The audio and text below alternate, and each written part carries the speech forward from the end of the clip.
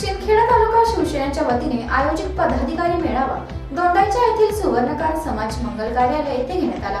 या कार्यक्रमाचे उद्घाटन ग्रामविकास मंत्री तथा पालकमंत्री यांच्या हस्ते करण्यात आले। शिंदखेडा तालुक्यात ग्रामपंचायतीवर भगवा फडकावा, विकासासाठी निधी कमी पडू देणार नाही असे प्रतिपादन पालकमंत्री अब्दुल सत्तार यांनी शिवसेना मेळाव्यात केले। दोंडाईच्या येथील सुवर्णकार समाज मंगल कार्यालयात हा मेळावा घेण्यात आला होता। सुरुवातीला येथील मुख्य चौकात शिवसेना फलक अनावरण करण्यात आले। यानंतर मेळाव्याचे उद्घाटन ग्रामविकास मंत्री तथा पालकमंत्री अब्दुल सत्तार यांनी केले। संपूर्ण महाराष्ट्रासह शिंदखेडा तालुक्यात ग्रामपंचायत निवडणूक लागली आहे। शिवसेनेचा प्रत्येक पदाधिकारी व कार्यकर्त्यांनी गावागावात शिवसेनेचा ग्रामपंचायतीवर शिवसेनेचा झेंडा फडकावा यासाठी प्रयत्न करावेत। पालकमंत्री या नात्याने कोणताही निधी कमी पडू देणार नाही। गावाच्या विकासासाठी आवश्यक पाठपुरावा करून शिवसेना मजबूत करण्यासाठी कटिबद्ध राहण्याचं त्यांनी सांगितलं। मतदारसंघात बलाढ्य शक्तींना धूळ चारत निवडून आले आहेत। मतदार फक्त विकासभिमुख नेतृत्व करणाऱ्या व्यक्तीचं निवड करत असतो।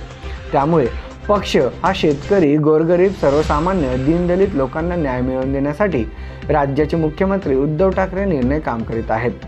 शेवटच्या टोकापर्यंत न्याय सरकार करीत आहे। त्यासाठी आपण काम करावं व पक्ष मजबूत करावा असं प्रतिपादन यावेळी पालकमंत्र्यांनी केलं आहे।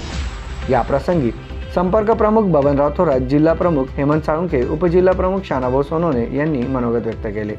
शेकडो कार्यकर्त्यांनी पक्षाचे ध्येय धोरण यावेळी जाहीर प्रवेश करत साध्य केला। ग्रामपंचायतच्या निवडणुकीमध्ये तुम्हाला ज्या ज्या ठिकाणी अडचण येईल, ज्या ज्या ठिकाणी सरकार तुमचं आहे, तुम्ही सरकारचे मालक आहात, तुमच्या गळ्यामध्ये जो भगवा आहे शिवसेनेचा, तोच मुख्यमंत्र्यांच्या गळ्यामध्ये आहे। आणि मुख्यमंत्री तुमचे असल्यानंतर मी एक पालकमंत्री तुमचा सेवक आहे आणि शिवसेनेचा सेवक म्हणून सेवा करण्यामध्ये मी कुठेही कमी पडणार नाही, ही गवाही या जिल्ह्याचा पालकमंत्री म्हणून आपल्या सर्वांना देतो। कारण की शिवसेना पक्ष हा पुढच्या भविष्यामध्ये जी लढाई होणार आहे त्यामध्ये आदरणीय थोरात साहेबांवर जबाबदारी दिलेली आहे। तर कमीत कमी 3 आमदार या पुढ्या जिल्ह्यामधून त्या विधानसभा मुंबईचा भगवा फडकवायचा असेल तर या जिल्ह्यामधून 3 आमदार आपण निवडून द्यावं लागेल। त्याची तयारी करण्यासाठी अजून 3.5 वर्ष बाकी आहे। MDTV साठी यादवराव सावंत, शिंदखेडा प्रतिनिधी।